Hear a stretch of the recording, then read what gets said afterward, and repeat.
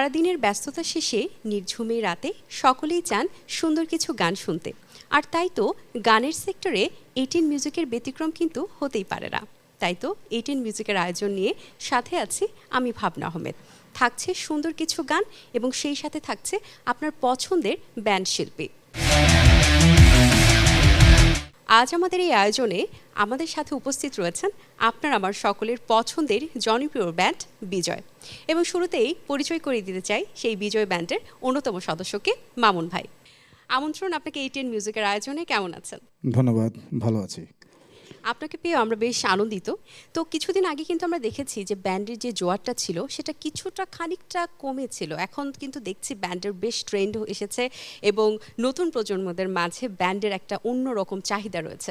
So এই ব্যান্ডের যে চাহিদা বাড়া কমা এবং সেই 90-70 দশক থেকে ব্যান্ড এগিয়ে এসে 2026 সালে আমরা পদার্পণ করেছি, পুরো জার্নিটা এবং ব্যান্ড নিয়ে আপনার যে ভালোবাসার কথা সেটা একটু আপনার কাছে জানতে চাই।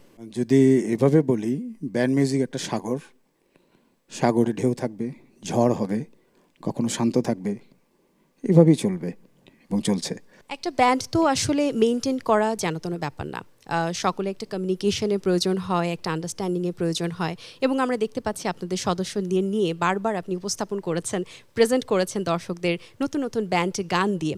সো এই যে একটা কমিউনিকেশন, আন্ডারস্ট্যান্ডিং, এটা কিভাবে মেনটেন করেছেন এবং কতদিনের জার্নিতে এটা সম্ভব হয়েছে এবং কিভাবে, কখনো কি চড়াই উতরা পার করতে হয়েছে কিনা? আসলে আমাদের জার্নিটা তো 2006 সাল থেকে শুরু থেকে এখন পর্যন্ত, মানে যেই কষ্ট করতে হয়েছে, যে স্যাক্রিফাইস করতে হয়েছে সবাই। আগে যারা মেম্বার ছিল তারা কেউ নাই এখন। কেউ হয়তো ব্যক্তিগত ব্যস্ততার কারণে মিউজিক ছেড়ে দিয়েছে, কেউ দেশের বাইরে চলে গেছে। আবার আমাদের মাঝে 3 জন মারাও গেছে, চলেও গেছে পৃথিবী ছেড়ে। একজন আমাদের কিবোর্ডিস্ট ছিল মুরাদ, তারপর ছিল রাজ আমাদের ব্যান্ড ম্যানেজার, সাউন্ড ইঞ্জিনিয়ার, এবং আরেকজন ছিল রাসেল আমাদের ড্রামার। সো এই এত বড় জার্নিটা করতে ত্যাগ করতে হয়েছে আমাদেরকে, স্যাক্রিফাইস করতে হয়েছে এবং আন্ডারস্ট্যান্ডিংও করতে হয়েছে এবং এনজয়ও করেছি। হ্যাঁ, তো সব কিছু মিলিয়ে আসলে একটা সংসার করলে যা হয়, মিউজিকটা বা ব্যান্ড একটা এরকমই সংসারের মতো একটা ফ্যামিলি। বেশ, আমরা কিন্তু আরেকটি বিষয় জানি যে আয়ুব বাচ্চুর সাথে আপনার অনেক ভালো একটি সম্পর্ক ছিল, ভালোবাসার একটা বন্ধনের সম্পর্ক ছিল। সেই সম্পর্কে একটু জানতে চাই যে সেই সময়টা আপনার জন্য কেমন ছিল? আমি মিউজিক শুরু করেছি আসলে ওনাকে দেখে। ওনার একটা কনসার্ট দেখি, কনসার্ট দেখার পর আমার একদম আমি কনফার্ম হয়ে যাই আমি মিউজিকই করব, এবং অন্য কিছু করব না, মিউজিকই করব, এবং পারি আর না পারি গিটার বাজিয়ে গান গাবো। এবং এটার জন্য বাচ্চু ভাই আমাকে বেশি, শ্রদ্ধা বাচ্চু ভাই বেশি পছন্দ করতেন, বিকজ আমি গিটার বাজিয়ে গান করতাম। ওনার সাথে আমার গিটার বাজানো, মানে প্রথম দেখাটাতেই আমি ওনার সাথে গিটার বাজিয়েছি। হ্যাঁ, দরবার হলে একটা শো ছিল, সেখানে উনি গেস্ট হিসেবে আসছিল। আমি ওখানে, তখন আমি সেশন গিটার বাজাই।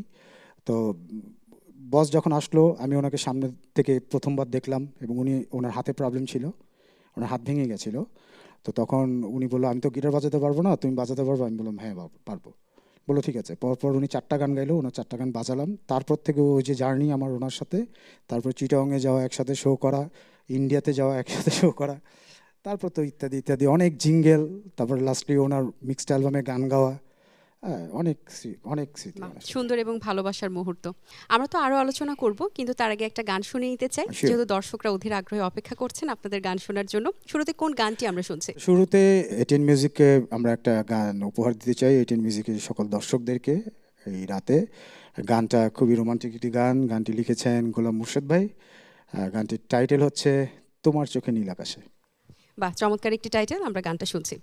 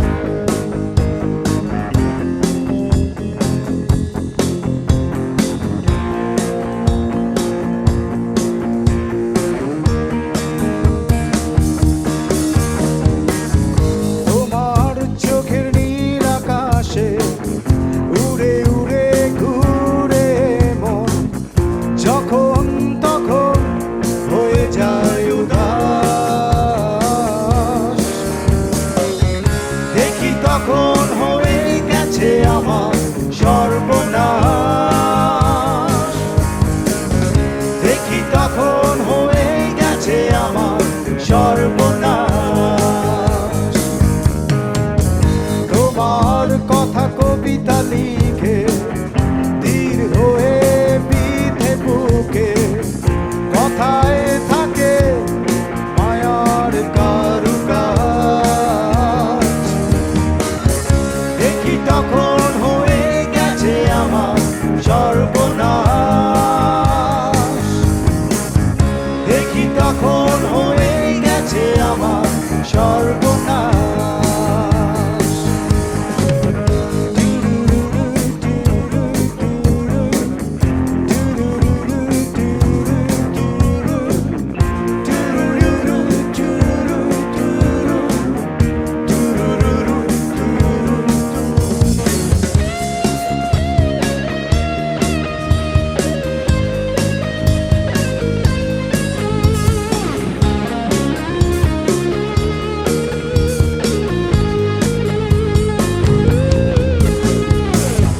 চোখের আড়াল হলো তুমি, হয় না সকাল রাত্রি শেষে,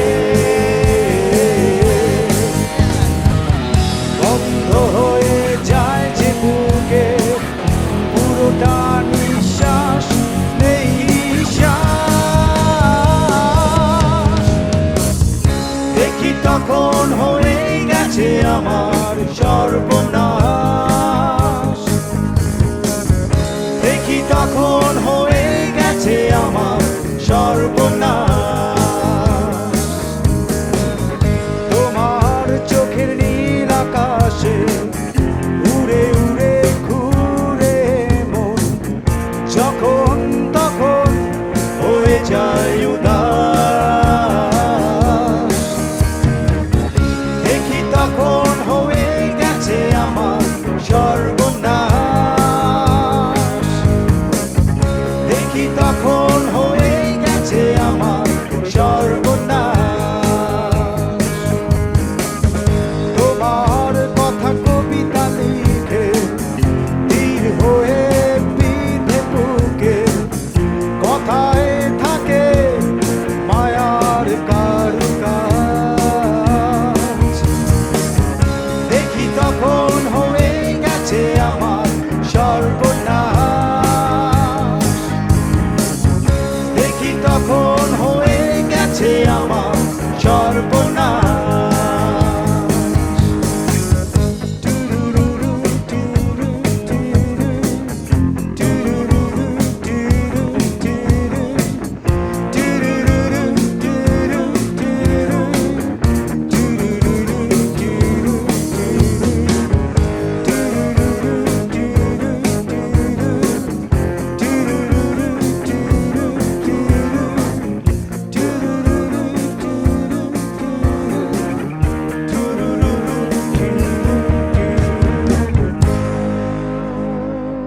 বাহ, দুর্দান্ত একটি গান শোনালেন। অসংখ্য ধন্যবাদ আপনাদেরকে। এত আপনাকে সুন্দর ধন্যবাদ। মিউজিক সিনক্রোনাইজেশন, চমৎকার।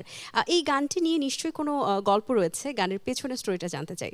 একদিন রাতে অলমোস্ট তখন মনে হয় 2টো বাজে, আমার মাথায় আসলো একটা গান করতে হবে ব্যান্ডের জন্য। কি গান করব, কি সাবজেক্ট করব, কারণ গানের সবচেয়ে বেশি আমি প্রথমে চুজ করি হচ্ছে সাবজেক্টটা, কিসের উপরে গান করব, কাকে ফোন করব, কোন গীতিকারকে ফোন করব, না আমি নিজে লিখবো বা ব্যান্ড মেম্বাররা লিখবে।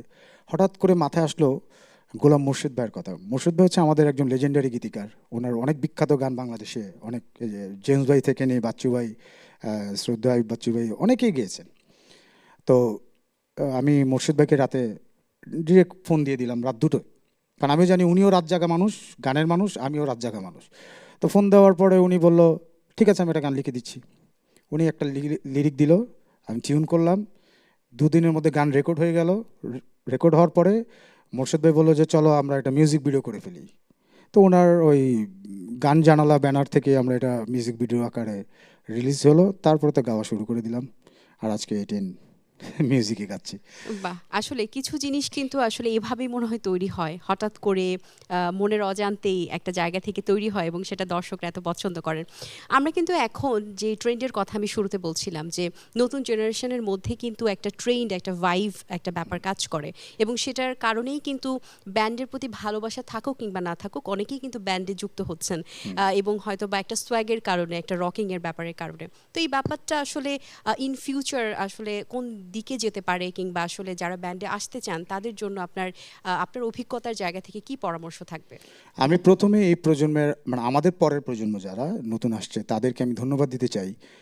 বিকজ আমরা যখন 90s মিউজিক স্টার্ট করি, মানে শোনা শুরু করি গান, যে আমরা ডিসিশন নিচ্ছিলাম যে আমরা মিউজিক করব, মিউজিক ভালো লাগছে, এটা করব আমরা, তখন কিন্তু অনেকে মিউজিক না শিখেও মিউজিক করে আর্টিস্ট হয়েছে কোনো না কোনো টিভি চ্যানেলে বা কোথাও না কোথাও গান গেয়ে। কিন্তু এখন যারা আসছে তারা কিন্তু শিখে আসছে।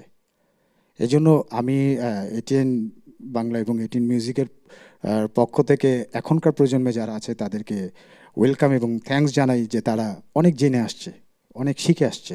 এটা আমাদের জন্য, বাংলাদেশের জন্য, বাংলাদেশের মিউজিক ইন্ডাস্ট্রির জন্য অনেক বড় একটা প্লাস পয়েন্ট। খুব সুন্দর একটি কথা বলেছেন। এবার আমরা আরেকটা গানের অনুরোধ রয়েছে, কোন গানটি এবার আমরা শুনবো?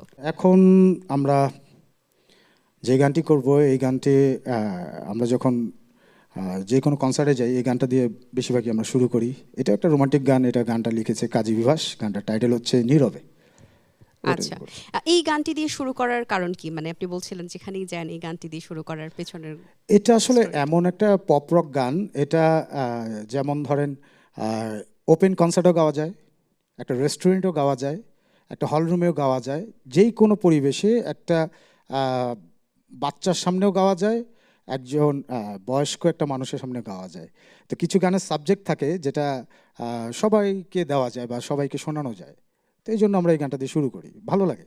ঠিক আছে, তাহলে আমরা গানটি শুনছি। শিওর।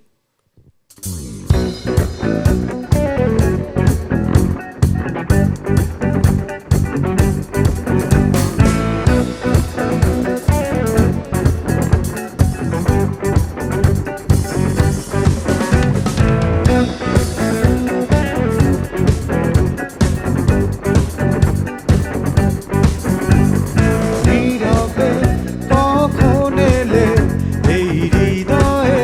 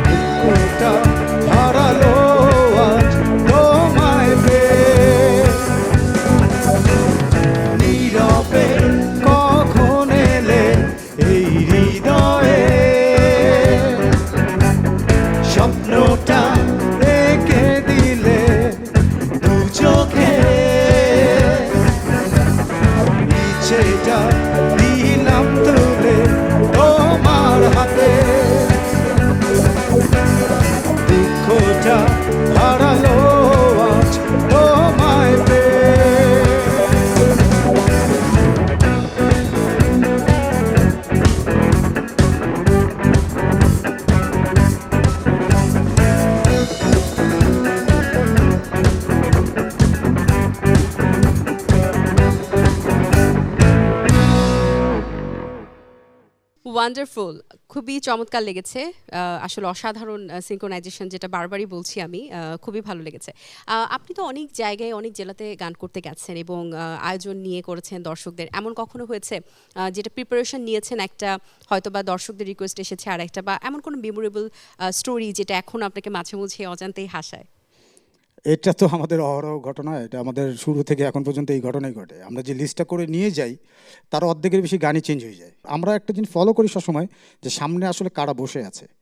কারণ আমাদের পছন্দ মতন শুধু খালি গান গাইলেই হবে না, যারা শুনছে তাদের ব্যাপারটাও আমাকে বুঝতে হবে। অ্যাজ এ একজন আর্টিস্ট হিসেবে, মানে আমি কাকে গান শোনাচ্ছি।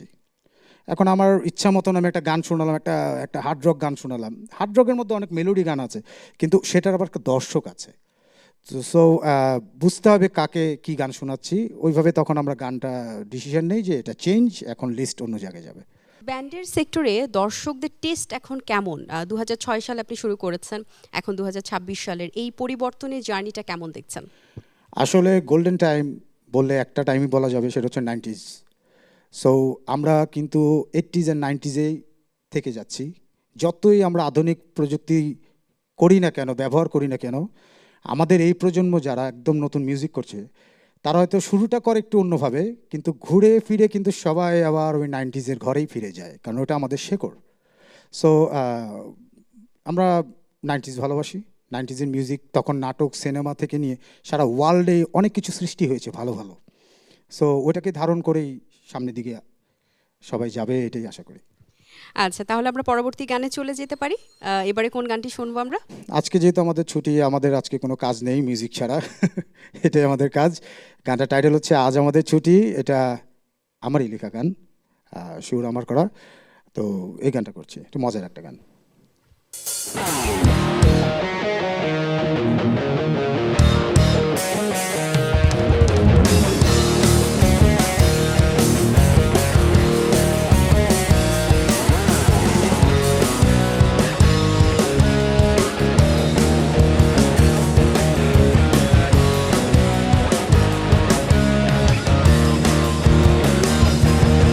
আজ নেই কোনো কাজ, নেই কোনো বাধা, মেঘের মতো সাথে। আজ শুধুই হবে মজাই মজা, মন হবে রঙিন। যত পারো নাচো, ভুলে সব ক্ষত, চিৎকার করে বলি। যত পারো নাচো, ভুলে সব ক্ষত, চিৎকার করে বলি। আজ আমাদের ছুটি ছুটি, আজ আমাদের ছুটি। পাখির মতো ডানা মেলে চলো ওই আকাশে উড়ি। আজ আমাদের ছুটি ছুটি, আজ আমাদের ছুটি। পাখির মতো ডানা মেলে চলো ওই আকাশে উড়ি।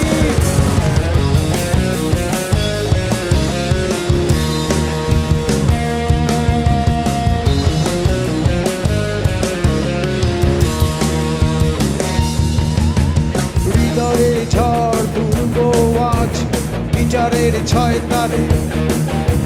গলা ছেড়ে গান গাইবো আজ, সবাই এক সুরে। হৃদয়ে ঝড় তুলবো আজ, গিটারের ছয় তারে। গলা ছেড়ে গান গাইবো আজ, সবাই এক সুরে। যত পারো নাচো, ভুলে সব ক্ষত, চিৎকার করে বলি। আজ আমাদের ছুটি ছুটি, আজ আমাদের ছুটি। পাখির মতো ডানা মেলে চলো ওই আকাশে উড়ি। আজ আমাদের ছুটি ছুটি, আজ আমাদের ছুটি। পাখির মতো ডানা মেলে চলো ওই আকাশে উড়ি।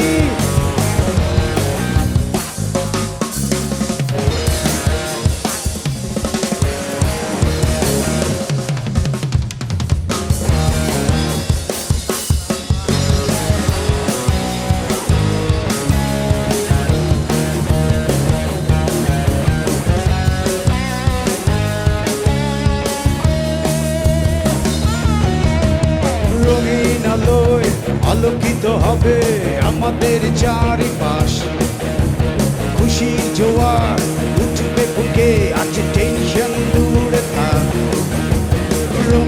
আলোয় আলোকিত হবে আমাদের চারিপাশ খুশির জোয়ার উঠবে বুকে আজ টেনশন দূরে থাক যত পারো নাচো ভুলে সব ক্ষত চিৎকার করে বলি আজ আমাদের ছুটি ছুটি আজ আমাদের ছুটি পাখির মতো জানা মেলে চলো ওই আকাশে উড়ি আজ আমাদের ছুটি ছুটি আজ আমাদের ছুটি পাখির মতো জানা মেলে চলো ওই আকাশে উড়ি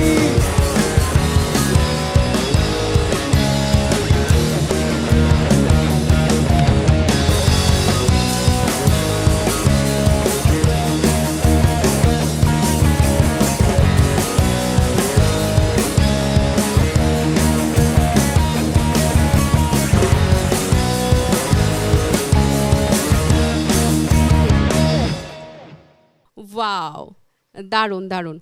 আচ্ছা, এই গানটির পেছনের গল্পটা কি, যে আসলে ছুটি রিলেটেড কোনো কিছু আইডিয়া থেকে, ছুটি অনেকদিন কাটিয়েছিলেন এরকম কিছু, সেখান থেকে গানটি এসেছে? আমার 2010 সালে যখন আমার যদি বৃষ্টি হতাম গানটা জনপ্রিয়তা পাওয়া শুরু করে, তখন থেকে আমাকে মানে আমার নিজের গান বলতে সব সফট গান হয়ে যাচ্ছিল। তা আমি একটু খেয়াল করলাম যে আসলে আমাদের স্টেজ কিছু এমন গান লাগবে, রক কিছু গান লাগবে যেগুলো আমরা স্টেজে গাইতে পারি বা পারফরমেন্সটা ওরকম রকিং হয়, বা যেহেতু আমরা রক মিউজিক লাইক করি। তো হঠাৎ করে আমার দুপুরবেলা একদিন মাথায় আসলো যে আজ আমাদের ছুটি, এরকম মাথায় মাথায় ঘুরতেছে যে পাখির মতন ডানা মেলে ওই আকাশে উড়ি, এরকম একটা কিছু বলি যেটা সবাই একসাথে গাইতে পারবো। তো সাথে সাথে আমি গানটা লিখে ফেলি, লিখে সুর করে আমার বাসায় স্টুডিও আমি রেকর্ড করে সবাইকে দিয়ে দিলাম, গান হয়ে গেল। বাহ, দারুণ একটি গল্প আসলে। এবারে আপনার যারা মেম্বার্স রয়েছেন তাদের সাথে একটু পরিচয় হতে চাই। হ্যাঁ, আমাদের বেস গিটারে আছে টুটুল ভাই, ড্রামসে আছে সোহেল ভাই, এবং আমার ভাই, আমার প্রাণের একজন মানুষ, আমার জিয়া ভাই, আমার দুঃসময়ের সঙ্গী। এই হচ্ছে আমাদের বিজয় ব্যান্ড পরিবার, এ নিয়ে আছি আমরা। আচ্ছা, বিজয় ব্যান্ডের নতুন আপডেট কি? নতুন কোনো গান আসছে কিনা? দর্শকরা নতুন কি? গান অলরেডি আমরা 3টা রিলিজ করে দিয়েছি ডিস্ট্রিবিউটরের মাধ্যমে। ওয়ার্ল্ডের 153টা অ্যাপসেই এখন গানগুলো আছে, ইউটিউব সহ। আরও গান করছি, কিছু গানের ভয়েস দেওয়া বাকি আছে। আচ্ছা, চমৎকার একটি আয়োজন ছিল আসলে। সময় একদমই কম, আমাদের বাড়ি ফিরে যেতে হবে। তো যাবার আগে আপনার কণ্ঠে, আপনার ব্যান্ডের কাছ থেকে আমরা আরেকটি গান শুনতে শুনতে বাড়ি ফিরবো। তার আগে একটু দর্শকদের উদ্দেশ্যে কিছু বলার জন্য অনুরোধ জানাচ্ছি আপনাকে। দর্শকদের উদ্দেশ্যে যেটা বলার আছে, এখন দর্শকরা সব বুঝেন, সব জানেন, সবই এখন ওপেন হয়ে গেছে। কোনো কিছু আসলে বলে বা বোঝানোর কিছু নাই। শুধু এটুকু বলবো, নিজের দেশকে ভালোবাসুন, দেশের গানকে ভালোবাসুন, বাংলা গানের পাশে থাকুন। একদিন আমরা সবাই একসাথে বিশ্ব জয় করব। ধন্যবাদ ভাইয়া। এবারে একটু আমি দর্শকদের কাছ থেকে বিদায় নিয়ে আসি। দর্শক, আশা করছি আজকের আয়োজন আপনাদের ভালো লেগেছে। আজ এই পর্যন্তই ছিল এটিএন মিউজিকের আয়োজন। দেখা হবে আগামী পর্বে নতুন কোনো ব্যান্ড নিয়ে। সেই পর্যন্ত ভালো থাকুন, সুস্থ থাকুন এবং এটিএন বাংলার সাথেই থাকুন। সকলকে আল্লাহ হাফেজ। ভাইয়া, আমরা কোন গানটি শুনছি এবার? এখন যে গানটি করছি, এই গানটি হচ্ছে আমার যে কয়টা গান মানুষ পছন্দ করে তার মধ্যে সবচেয়ে বেশি ভালোবাসা পেয়েছি, এই গানটার রেসপন্স পেয়েছি। এবং স্পেশালি আজকে করার আরেকটা বড় কারণ হচ্ছে এটিএন বাংলায় এই গানটা প্রথম মিউজিক ভিডিও বানিয়েছিল। তো এই জন্য আমি কৃতজ্ঞ এটিএন পরিবারের কাছে এবং আমাদের শ্রদ্ধেয় প্রডিউসার লানাপাকে থ্যাঙ্কস। চমৎকার একটা মিউজিক ভিডিও করেছিল গানটা, এবং যারা ক্যামেরার পেছনে ছিল সকলের কাছে আমি কৃতজ্ঞ। তো সেই গানটি করছি, যদি বৃষ্টি হতাম। এই গানটিও কাজী বিবাসের লেখা।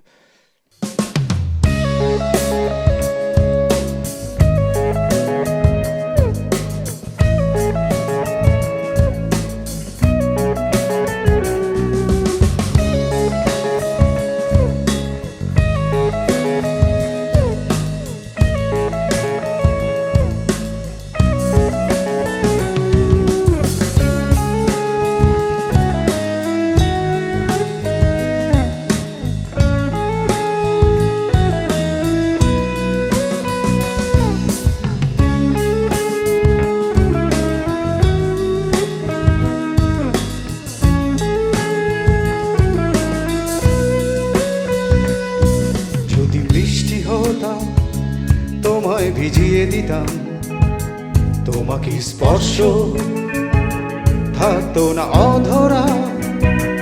এতটা কাছে তুমি তবু যায় না ছোঁয়া, এতটা ভালোবাসা তবু হয় না দেয়া। এতটা কাছে তুমি তবু যায় না ছোঁয়া, এতটা ভালোবাসা তবু হয় না দেয়া। যদি বৃষ্টি হতাম তোমায় ভিজিয়ে দিতাম, তোমাকে স্পর্শ থাকতো না অধরা।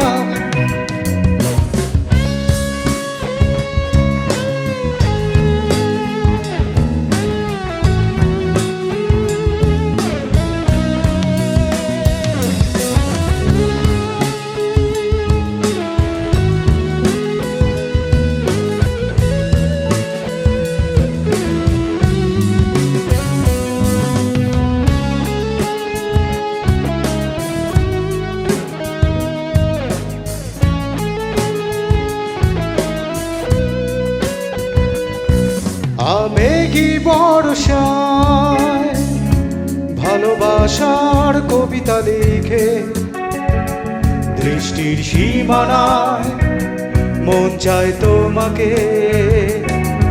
আবেগী বর্ষায় ভালোবাসার কবিতা লিখে, দৃষ্টির সীমানায় মন চায় তোমাকে। এতটা কাছে তুমি তবু যায় না ছোঁয়া, এতটা ভালোবাসা তবু হয় না দেয়া। এতটা কাছে তুমি তবু যায় না ছোঁয়া, এতটা ভালোবাসা তবু হয় না দেয়া।